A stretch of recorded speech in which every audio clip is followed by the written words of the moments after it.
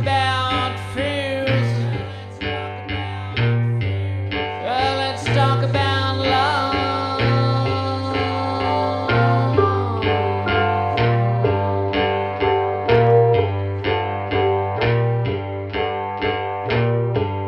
Yeah, I got fears, but I ain't got no love. All right, so one of the first things that I want to start off with, and I'm sure that you've read this in my reports, is victimology. So what victimology is basically the background of the victim. So your mom, your mother-in-law. It's important for people to know, not only to solve the case, but also just so they know in general what type of person she was, what background she come from. And that way, it allows you to think as an investigator, what would she do under any given circumstance? Would she fight? Would she flight? Talk about her proclivities and things like that. So what I want you to do is just tell me a little bit about your mom, her background, how things were when you were brought up. Stick kind of to the time, about the time of the murder. What, 1993, right? July 16th. Tell me about her. Well, she, one thing, I think she was too good, too giving, even to strangers.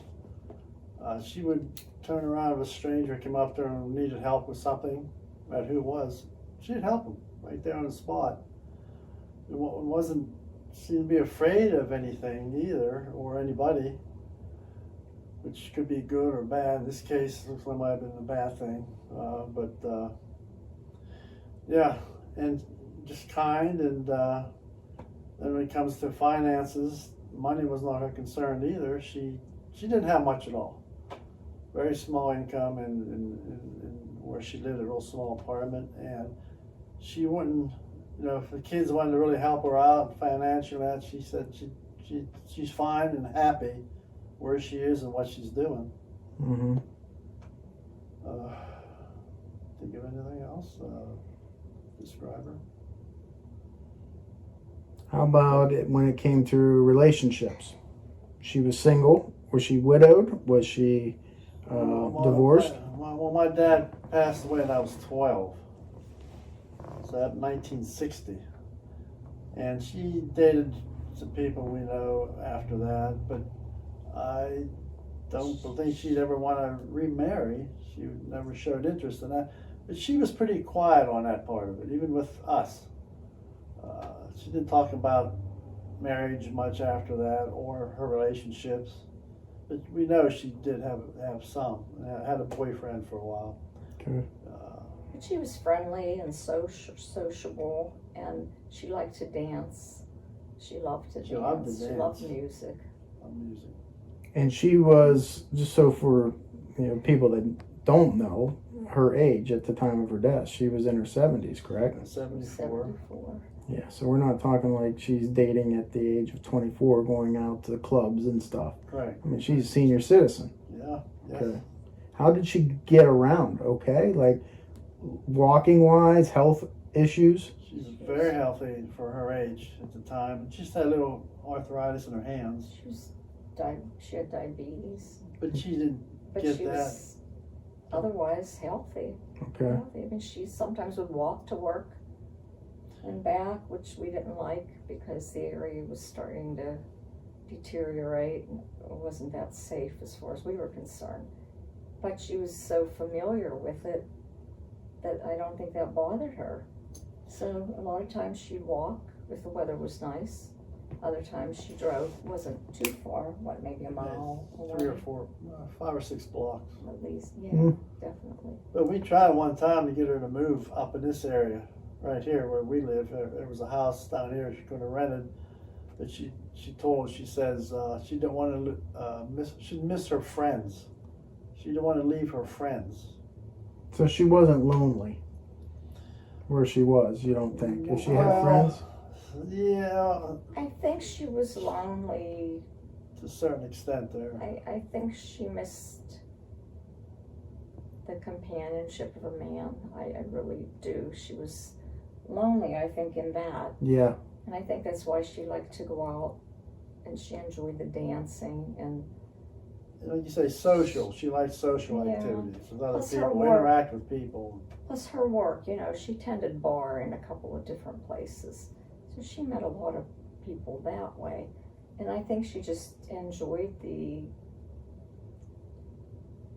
kind of the camaraderie of having people there to talk to. But I really think she was lonely.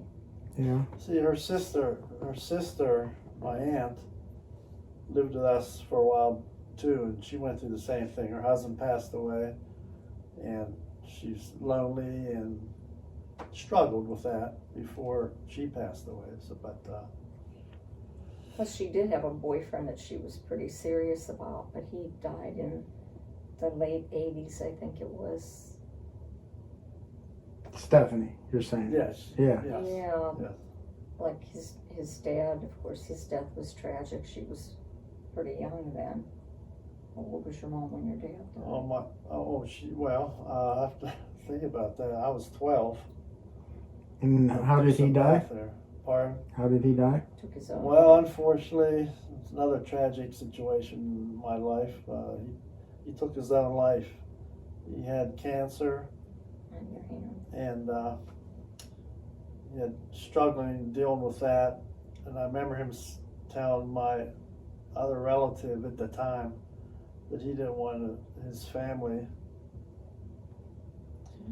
his kids, to watch him suffer and die. So tragically, he took his own life, which I think was worse. Yeah.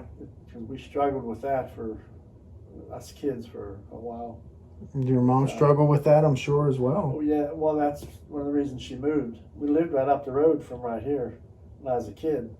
That's where my dad took his life, and she moved from there to Arnold. She had to get away from this area, I from see. that house where we lived. So And then ironically, she met somebody when she lived in Arnold and was dating him pretty exclusively, I'd say. Paul. And at Christmas Eve at the dinner table, somebody had told a joke and he put his head down. They thought he was laughing at the joke and he never picked his head back up. He died at the table. Wow. So she had So she some- struggled with that. Pretty rough, actually. I remember she made a comment to me about that. It's that when she finds a good man, they're always taken away from her. I remember her saying that. Just referring to my dad and this boyfriend. Well, let's fast forward to the murder in July 1993. Tell me about that. Tell me about what happened, how you guys came to know what happened, and let's just talk about as much as we know about that day in particular. Like, how did you find out about your mom? Well, that day, I left work early. It was in a golf tournament where I worked, and I was on actually a number 3 hole on the golf course, and a guy was coming on a golf cart, and he was saying to my other guy, the foursome I was with, "There's Dan Coyle here. One of you guys, Dan Coyle?" And they pointed to me. He came over to me and says, "You have an emergency phone call." So I jumped in his cart, and he took me back, and I went in a pro shop and got on the phone, and my brother-in-law said my mother passed away. And my first thought is she had a heart attack. But then he said she was murdered, and next thing I know, I was sitting on the floor, and very rough day that day. And then I couldn't drive home. Another golfer brought me when we went to Arnold, where this all happened, and I decided I couldn't even get out of the car. So he took me to my sister's house instead, up in Trona Heights. And I was with my sister there, and watching. It was already on TV, and very, very the toughest day in my life. Yeah, absolutely. And then I come home the evening after from my sister's, and I knew my wife and my daughter. It was my daughter's birthday, by the way. My youngest daughter. They were out shopping, and one of the malls, and I called the malls on the phone. Each mall having them paged if they could find her. I was unsuccessful, and you came home about what? I want to say it was like 9:30 at night. We still didn't know. They didn't even anything. know about it We didn't yet. have cell phones back in those days. And we walked in, and I thought he was home a little bit earlier than what I thought he would be. And I said, "What are you doing home?" And he just came up and he said, "Mom died." And I said, "What? What happened?" It was the same thing. I said, "Did she have a heart attack? Because she was so 70. healthy. Well, what else would have happened to her?" And he said she was murdered. And I had the TV That was on at the it. same time, That and was- of course I just watched the reports that were still going on. So very difficult time. Very difficult. So that happens. How do you feel that the police at that point in time, that day, weeks following, treated you? I thought they were the coverage I saw and watched, and some of the contacts I was trying to make. I thought it was great. I thought it was going well. They seemed to really trying to solve the case at that time. The first few months, actually, they seemed to be really involved in and everything that was going on. You know, they had even the FBI got involved, and I thought it was great. And they even talked about at one point in time the satellites going around the Earth, that they were trying to see if the satellite was going over the area at the time, and maybe zoom down and maybe pick somebody, see maybe the perpetrator going to the house or leaving the house. And I thought that was fantastic. I was just sitting at home, just waiting to get a phone call. They'd find this perpetrator. And I'm sure it blew you guys' mind that, like you said, that she was murdered because of her background. She didn't have any enemies, right? She was a social person.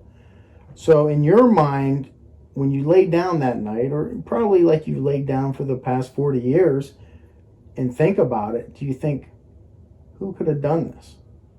I mean, and did anything come to mind? Not mine, no. Couldn't figure it out. Because in a lot of murders, people say right away, well, check out Johnny, and there was nobody like that for you guys. No, I couldn't point my finger at anyone. No. Okay. No. It's just, when it first happens, you're so busy making funeral arrangements and things like that you just assume that the police are doing everything that can possibly be done. I remember the day of the funeral, we had to go over to Arnold, and they took all our fingerprints, and we all got fingerprinted straight from the funeral to there. And the reason they're doing that is not because you guys are suspects, but to eliminate. Exactly. Yeah. Yes. Yeah. Oh, we had no problem with that. Nobody Right. had any problems doing that. Everybody went willingly, and Yeah. So the case kind of goes cold. Nothing really is happening after the first couple months. This is in 1993. Yes. Now we fast forward probably to 2000, 12. When did you meet me? That was at what year was it? a conference. Oh, that. Down there in Pittsburgh. Yep.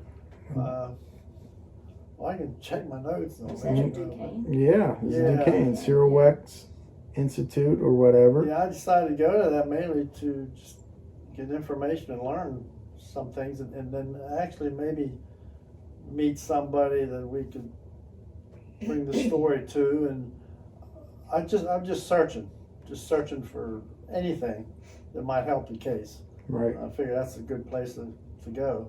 And you've done that since 1993, trying to find help. Oh yeah, Oh yeah, constantly. Never stop, and I never will stop. Hung up posters down on Posters streets. every year, replaced them for I don't know how many years. Years and years. At least and 10 years. And then I even have people, when putting the posters up, they come up to me and they go, "Did you solve that case?" "Yeah, I thought that case was solved." Well, I wasn't trying to be smart aleckly, but sort of being mad inside, thinking, "Well, why am I putting the posters up if it's solved?" Right.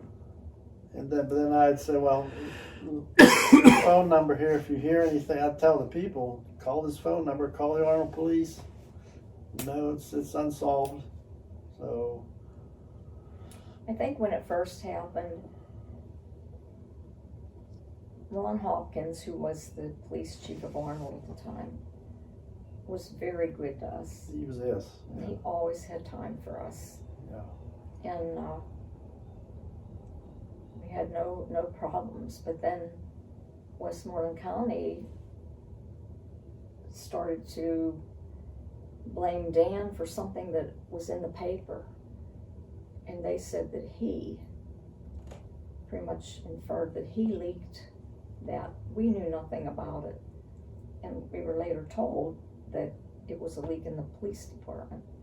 It wasn't him at all. Mm-hmm. But it seems like ever since that happened, they just don't have time for us anymore. It's and still don't have time.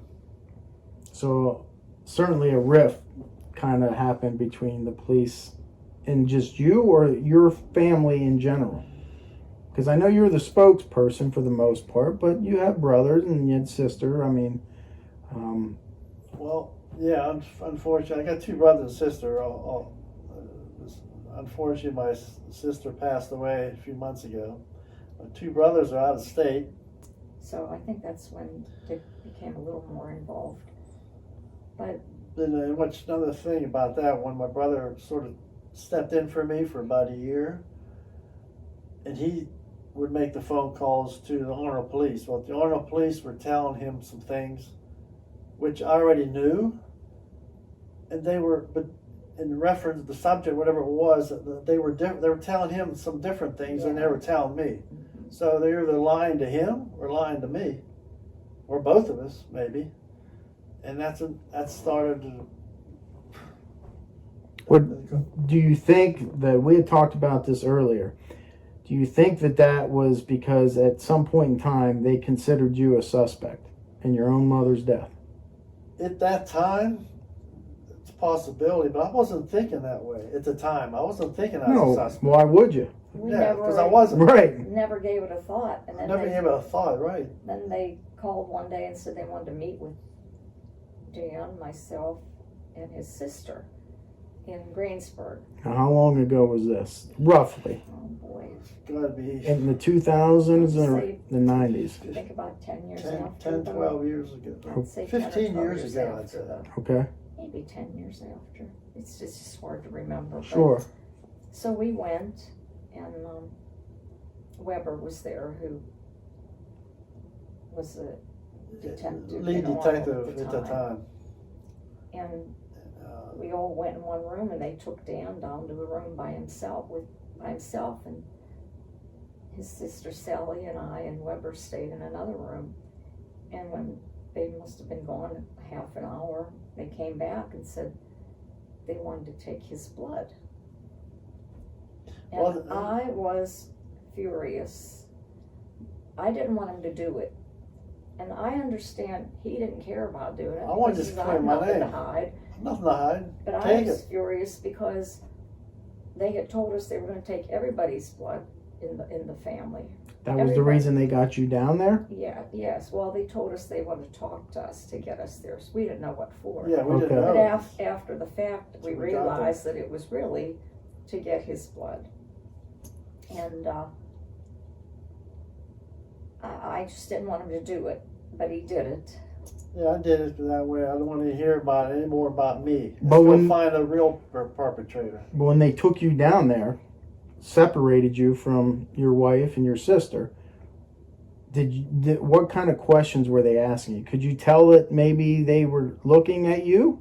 Or did that make you feel that way? Yeah, It did? It actually did, yeah. Yeah. Then that's why I just said, just take it. Here, it'll prove it's not me. Take it. How many people were in the room with you when that happened, when they were Two. talking to you? Who was it? Do you It remember? was Weber and No, it was Richardson. Richardson.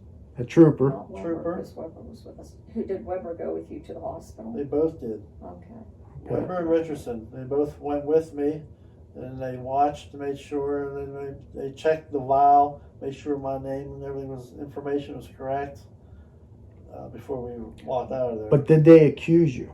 Or was it not They- like that?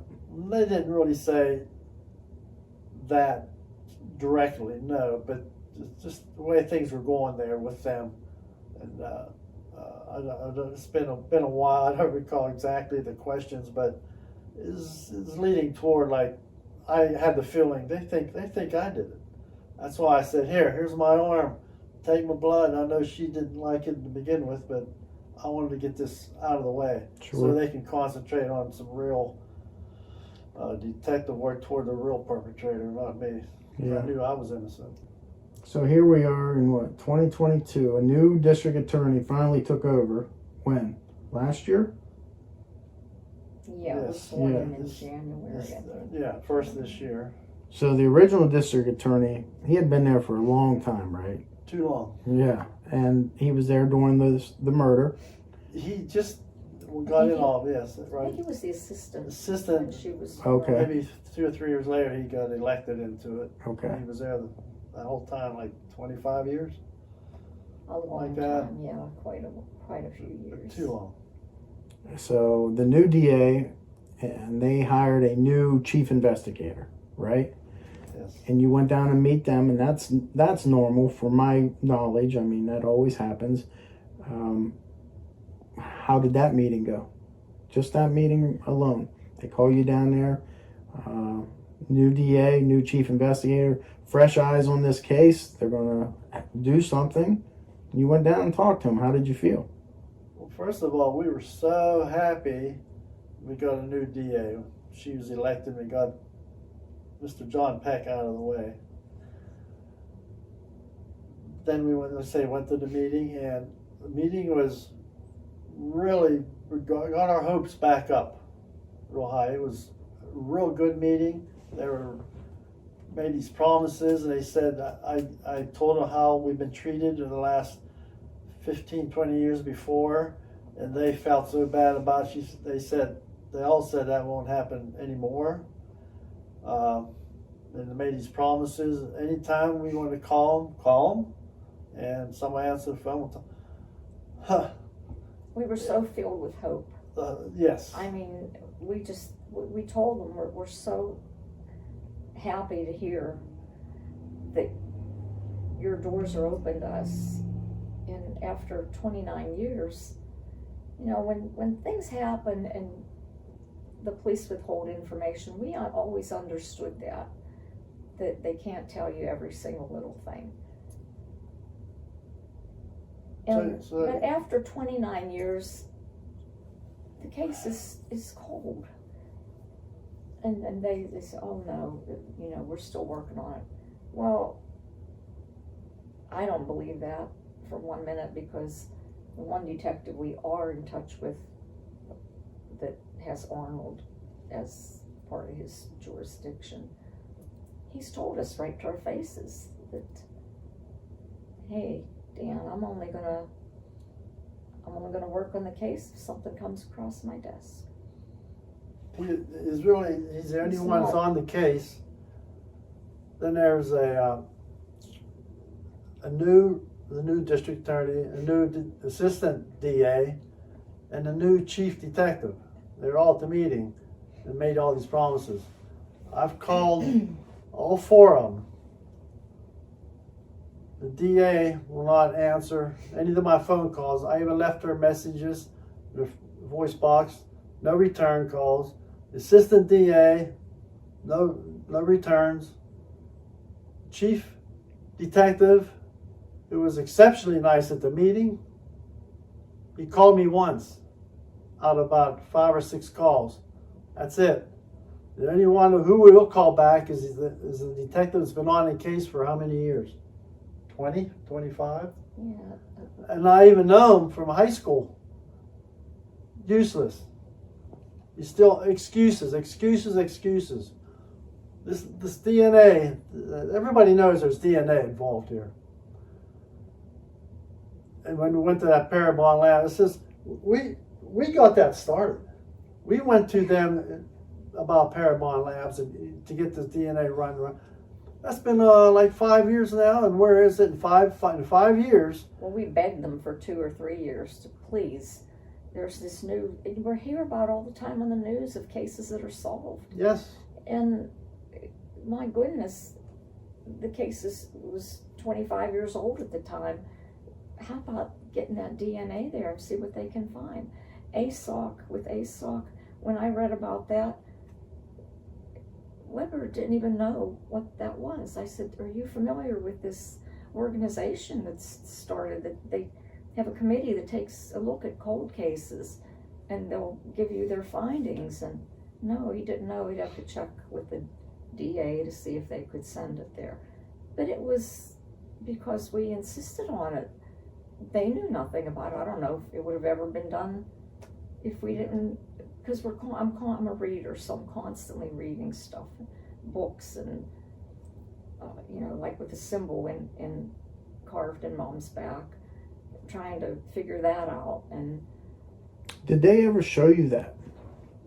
I mean, not the picture itself, but actually the symbol, like a drawing or anything? well, I know it was in the autopsy report, and you started to draw it yourself based off of measurements that Cyril Wecht had given, correct? right. Correct. The only time that we knew about what that might look like was when Dan, I think you, Dick, Henry, they were here for your mom's funeral. You met with Bull Manning, and we have a tape of it of the meeting, and he described that. I think he described that in that meeting. At the time, I don't think we had the autopsy report yet because it was very early.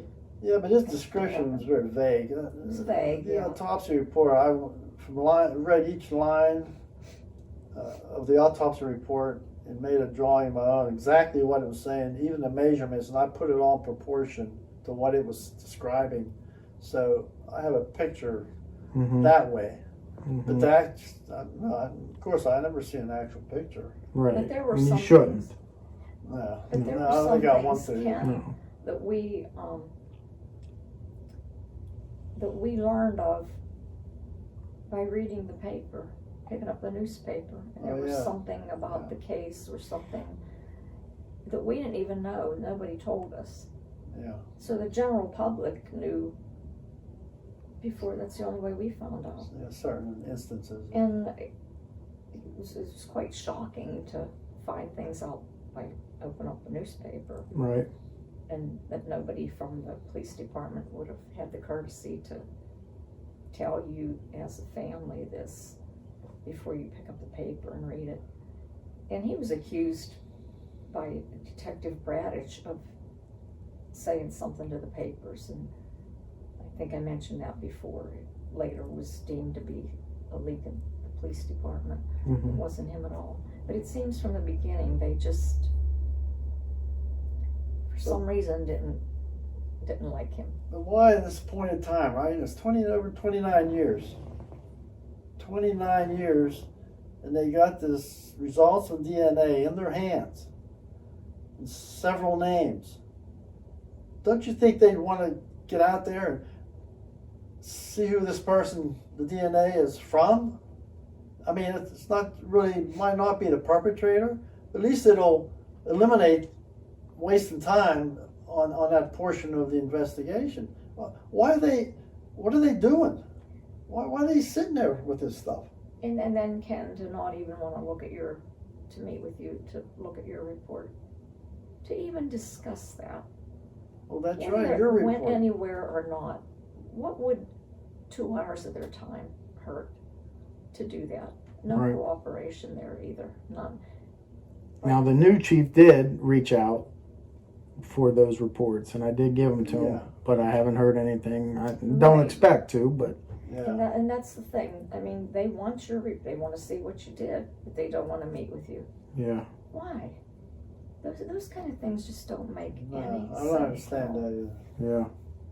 And they assured us they were going to have a new person looking at the case. That was back in March. And as of July, the detective that's been working on it said he doesn't know. By himself, still this day. He says they haven't told him anything. And your work's right there, surely he would know. Well, what I want to try to get people to realize is this. Everybody has lost somebody. Okay? We all have. Death is a part of life, and it happens. Not a lot of people have lost somebody to murder, and not a lot of people on this, even going even further, lost somebody to murder and it's unsolved. So you have that. You're unique in that. So a lot of people don't understand how something like that affects your whole family, your whole being, all these decades later.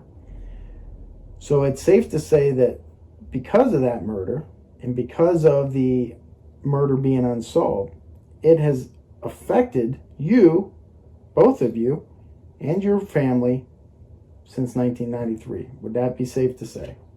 That's very safe to say. Definitely. Explain what that feeling is like, having somebody not just murdered, but not getting what you feel is adequate help that you should be getting for all these years. I mean, Well, frustrating is probably Frustrating not even a is- strong enough word. No, it's not. It's not. It's something that I must say. There's been a few people come up to me and when they find out about this over the years and says, "Dan, you know, I know how you feel," and I hit right back out and says, "No, you don't. No, you don't." And that's not how I used to be. But I'll tell them now. No, you don't. I says, this is something you got to go through. Nobody does unless you go through this. How you really feel. But she says I'm a different person. Yeah. Yeah. I'm probably a little harder to get along with. And I'm more of a temper in certain things I never had before. And really, he doesn't have a bad temper, but he doesn't have the same disposition. Mm-hmm. You And know. my relationship, my brothers, when my sister passed away, our relationship was way down. My one brother, even both of them, my feelings toward them, because of this, my feelings toward them is diminished. Because I expected more help from the whole family. In fact, to this day, I tell her, if my two brothers and one sister, if we would all been together on this, and pushed the detectives in Westmoreland County, we've been a lot further ahead, maybe solved 10 years ago. But no, my sister, she wouldn't go to Arnold anymore. Well, she told us years ago, after they took his blood when we were in Westmoreland County, she told us, "Don't call me anymore. I am not meeting with the police ever again. And she never I did. have nothing to do with them. We're not getting anywhere, and I wash my hands of it." But we can't be that way. No, I can't do We're that. just not that way. I can't sit back. Somebody murdered my mother in the worst way. And to leave them get away with it? No, I want to help as much as I can, whatever it takes. Some people say, But my brothers aren't that way, and of course my feelings toward them is diminished because of the whole situation. Yeah, so our relationships have really been affected. The whole family. Do you think your disposition would be the same had you been on good terms with the police and they've done their job for the past 29 years? If they called you back every time that you called, if they were helpful to you, if they were nice to you the way it should be, do you think it would be different? You would feel different? Oh yeah, Yeah? I think so. it would make it a lot easier. Sure. It'd still be struggles there, even with the family, but it'd be a lot easier to cope with, sure. Right, because you're already going through enough. That's a big problem. That's a part of the problem. Right. It's them. So would it? Let's say this murder got solved within that first year, 1993. Do you think you would feel differently now and have a different disposition about things? Oh yeah. Yeah. I believe. Yes. So it being unsolved. Well, let's start at the beginning. You have a murder of a loved one. It's unsolved, and you're not getting police cooperation. All three of those is like a perfect storm to make you feel the way that you do. And that is absolutely horrible. Now, you can take away, you can't take away the murder. But just like you said, if it was unsolved and it was solved, you'd feel different. Even if it was unsolved and police were just cooperating with you, it would make you feel different. Sure. Oh, definitely.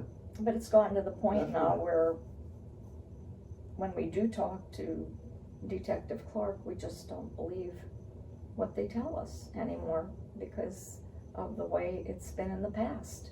So it's the same old story, the same old stuff, and When you catch a person that lies to you you just once, lose your faith in them, their confidence Yes. in them. Sure. You just lose it. right there, Sure. one lie, you lose the faith, the confidence. Then in the future, what do you believe that they say? You never know. Yeah. To me, it takes catch a person one time. Now I don't have a hard time believing anything you say. And we've caught a lot of the Westmoreland County people lying, and it's very very difficult. Saying one thing and Even doing after another. 29 years. Even if there was one thing that you would wish the police would do, besides the obvious, solve the murder, what would it be? One wish that you wish the police department would do for you guys. Well, one thing I wish they'd jump on the DNA results and go investigate these people and at least eliminate them or whatever happens with that. Just- To me, that's right now that's priority. Just be honest and And open honest about up the lines of communication. Be honest. It seems like the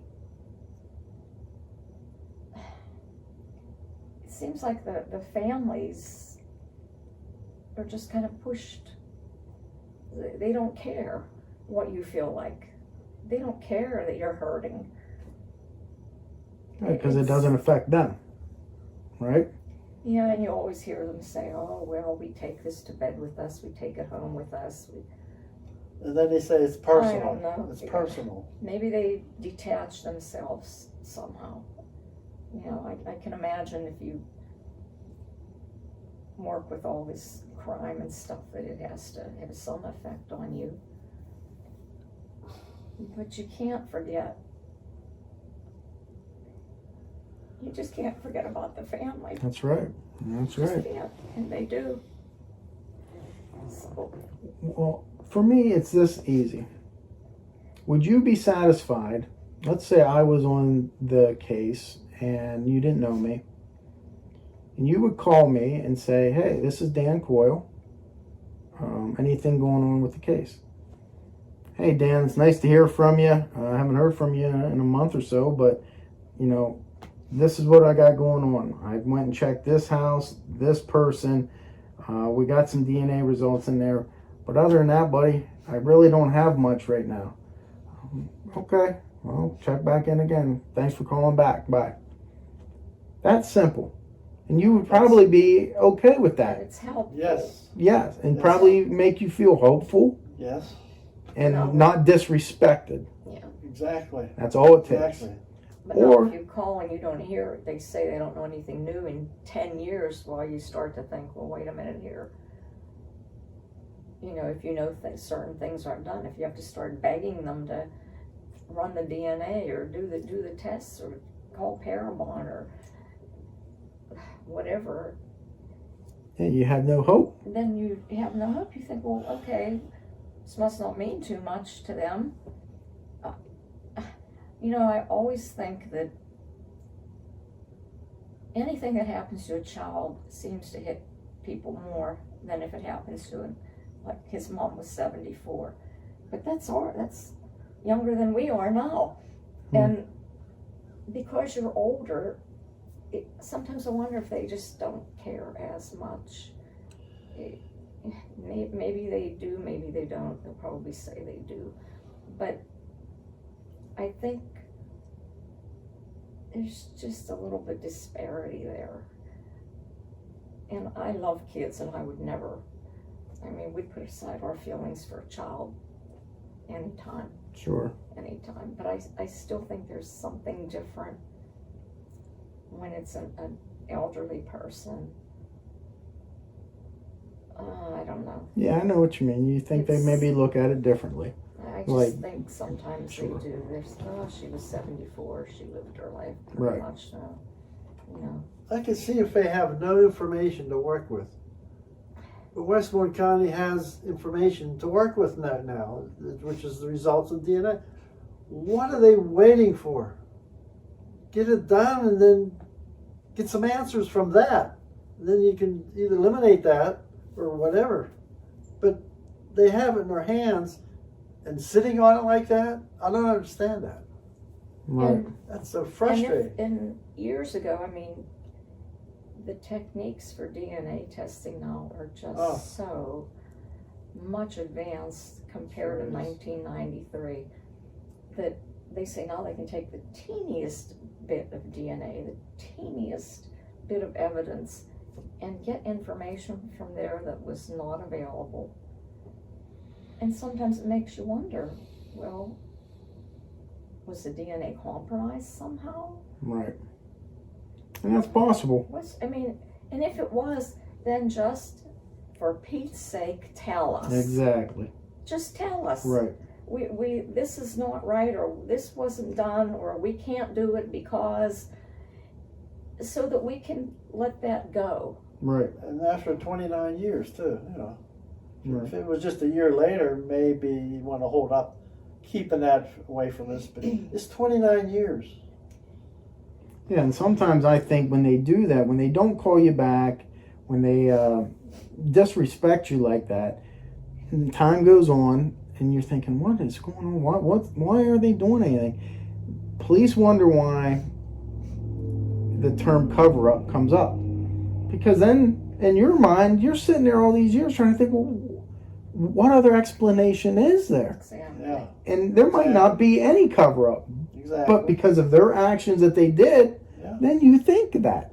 Yes. We've had many people Yes. ask us, friends, neighbors, acquaintances that, keep up with the case and what's in the paper or the TV, and say the same thing.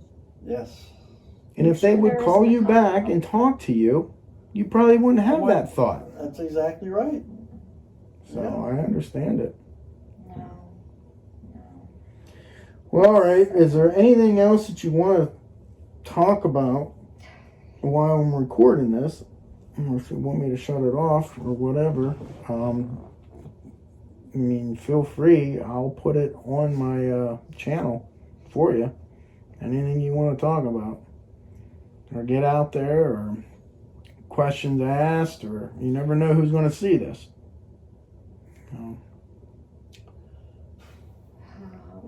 It's probably a cliche, but if somebody is still out there that knows something, anything, Never too late.